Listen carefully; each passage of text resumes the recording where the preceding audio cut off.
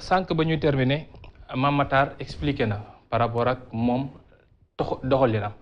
fi mu ko teg ak ci li mu wax su fekkee ne nangul nañ ko ne ko ci constitution moo ko may waaye suñ nekkee ci réew moo xam ne itam am na ay us et coutumes yu fi ne ndax waruñoo gën a xool maanaam côté producteur muy côté artiste et autres nu ñuy def ba ti ko gën ci accommoder par rapport aux productions et autres yi xam ne dañ koy jàllale ci suñu ay médias et autres ñu mën a xool nuñ koy accommoder pour suñu public ak tamit suñuy culture. xam nga lan la constitution bi wax. dafa am ay sañ-sañ yu mu may doomu réew mi. maanaam tey soo nekkee doomu réew mi. am nga sa sañ-sañu ngëm maanaam sa diine am nga sa sañ-sañu caada culture am nga sa sañ-sañu xalaat philosophique maanaam yow donte ñëpp nii la ñuy xalaatee réew mi may na la nga bañ xalaatee noonu te teewul ñu ne la yow bokk ci réew mi xam nga nekk sénégalais amul xeet amul diine amul at amul loo xam ne mën nga ne lii mooy sénégalais xam nga lan moo ñu boole ñu ñëpp dañu bokk ci benn mën naa koy tund boo xam ne ñu ñëpp nangu nañu ne mën nañu nekk ay dëkkandoo ci jàmm te di séq jàmm ak di yéene ku nekk sa moroom mu jëm kanam loolu moo ñu boole boo ñu def sénégalais waaye du sañ-sañu ku taxaw ne man li ma gëm ak niñ ma yaree ak fi ma jóge mooy tax nga nekk sénégalais loolu mooy wax ji lii ñuy naan sañ-sañu xalaat liberté philosophique liberté culturelle ak loolu moom ak yeneen yelleef yi ñoo ànd.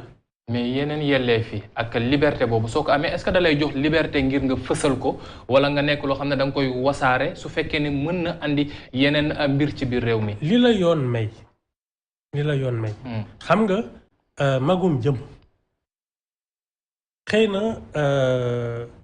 am na ay film ay nataal ak yooyu nga xam ne jàpp nañ ne ñun xale waru ko gis. mais loolu même yoon dafa am nu mu ko tëralee. dafa am signalétique maanaam dañuy fesal ne ku say at matul waroo ko seetaan. xam nga loolu dafa am ci réew mi. xam nga loolu su amee day fekk magum jëmm boo xam ne moom ak ay mbaggam ñooy dem. su dee sañ-sañam ak bakkenam ak melokaanam ak li mu gëm may na ko mu seetaan leneen li tax. keneen di jóge feneen naan ko yow lii waroo ko seetaan loolu man moo ma jaaxal. par rapport ak point boobu Mame Matar ni mu ko waxee noonu la ko ñu bëri ci waxee itam est-ce que lépp la ñu war a mën a tere ndax tamit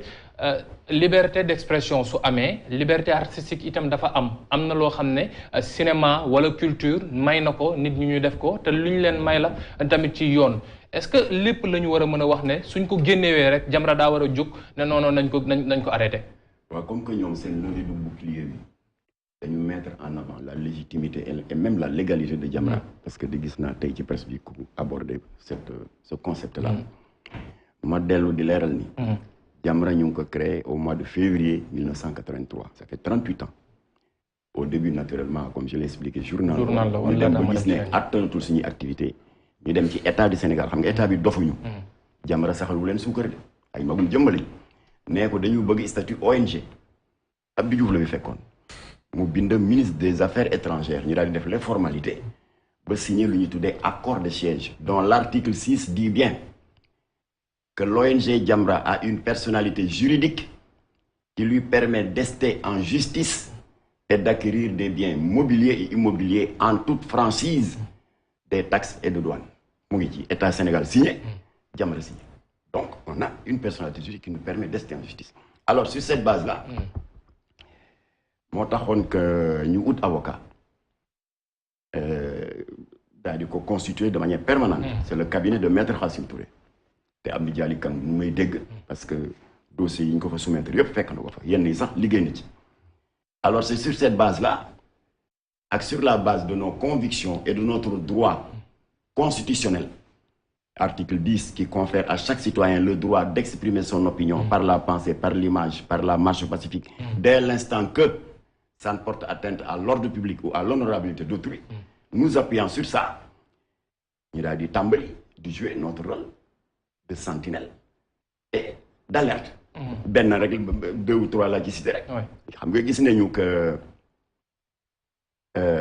fii ci Mbour. waa Mbour may dégg amoon na fa benn dancing bu ñu tuddee Rolls. Apparemment c'était un lieu de distraction benn tubaab bu saay-saay moo doon organisé sous couvert du label de soirée sénégalaise ay défilé de travestis. Papa Ndiaye bu témoin je le prends à témoin liggéey na ak ñun lu bari ci loolu. jàpp doomu jàmbur solo leen ay mèches ay faux seins ay dàllu coquette ñuy défilé di def les premiers pas de góor jigéen ñu daal di saisir suñu avocat mu ne ñu am ngeen droit constituer partie civile ñu porter plainte maître Khassoum Touré yóbbu ko ci procureur jox ñu dëgg tëj baar bi jàpp waa ji ñëf ko ci kaso bi waaye jot na yàq doomu jàmbur yu bari xam nga procureur Jamra saxle ko suukar. Alors deuxièmement Abdou Diouf ñun toogoon nañu ba ñu jàpp ni Nations Unies créé journée mondiale de lutte contre le cancer journée mondiale de lutte contre nangam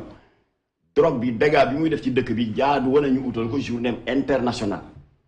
Abdou Diouf nee ñu loolu du sama compétence saisissez Xavier Pérez de Cuéllar Abdou Latif Gueye daal di saisir j'ai la lettre et la réponse du secrétaire général des Nations Unies daal di saisir Xavier Pérez de Cuéllar Xavier Pérez jox ñu rendez-vous à la conférence de Vienne le 17 juin 1987 Abdou Diouf boole ñu avec son ministre de la santé elle est vivante Marie Sarr Mbouy ñu daal di ànd mais comme que ñun Nations Unies dañ fa am uniquement statut d'observateur amuñu droit jël parole suñu mémorandum Marie Sarr Mbouy ministre de la santé lañ ko jox ba mu ko exposé Xavier Pérez tontu ko mais ko proposition Sénégal bi day c'est-à-dire instituer une journée internationale de lutte contre la drogue amoon nañu recevoir nañu une proposition similaire du Canada kon nañu boole ñaari